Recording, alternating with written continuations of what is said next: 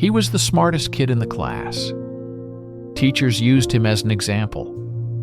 Classmates asked him for help before exams, and he was the first one to break.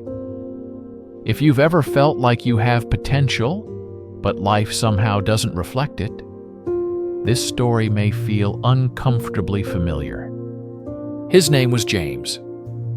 From early childhood, everything came easily to him. He understood fast, remembered quickly, and rarely made mistakes. He didn't need to spend hours studying. One glance at the material was often enough to know more than others. Adults used to say, "You've got a great mind. You'll go far. Just don't waste it." And James believed every word. He learned one simple rule very early. If you're smart, you don't need to try as hard. If you understand faster than others, the rules are different for you. While others were learning patience, he was learning to rely on intelligence. And at first it worked.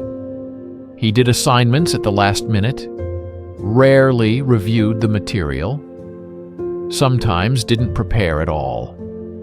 Yet his grades stayed high. Every time he procrastinated and still succeeded, his confidence grew. He started believing that effort was for those who struggled. And he didn't struggle. Problems never start suddenly. They grow quietly when everything feels under control. At some point, tasks became harder, topics deeper, competition tougher. And for the first time in his life, James faced something he didn't understand right away. He closed the book and told himself, "I'll deal with it later." But later came too often. He was still smarter than many, but no longer the best. Instead of building a system, he began avoiding discomfort. If something didn't work, he switched to his phone, to videos, to anything that would stop him from feeling stupid. He didn't call it fear. He said, "Not the right time. I'm tired. I'm just not interested." The first real blow came when he failed an important exam. Not a disaster, but enough to feel shame. He stood there, holding the results, feeling the image he'd built for years collapse. "If I'm smart, why is this happening?" kept spinning in his head. He had no answer. During that period, he almost stopped trusting himself. Every task brought tension. Every mistake triggered anger. Every attempt carried fear that he would fail again. That's when someone appeared in his life whom he didn't take seriously at first. It was a teacher known for his bluntness. He didn't raise his voice, didn't give motivational speeches. He spoke calmly and looked straight at you. One day after class, James said honestly, "I'm smart, but I feel like I can't do anything anymore. I understand everything and still do nothing." The teacher asked, "When was the last time you did something you were bad at?" James didn't understand. "What do you mean, bad? When was the last time you did something knowing the result would be weak and kept going anyway?" James thought about it and realized he couldn't remember. The teacher said, "You're not used to being a beginner."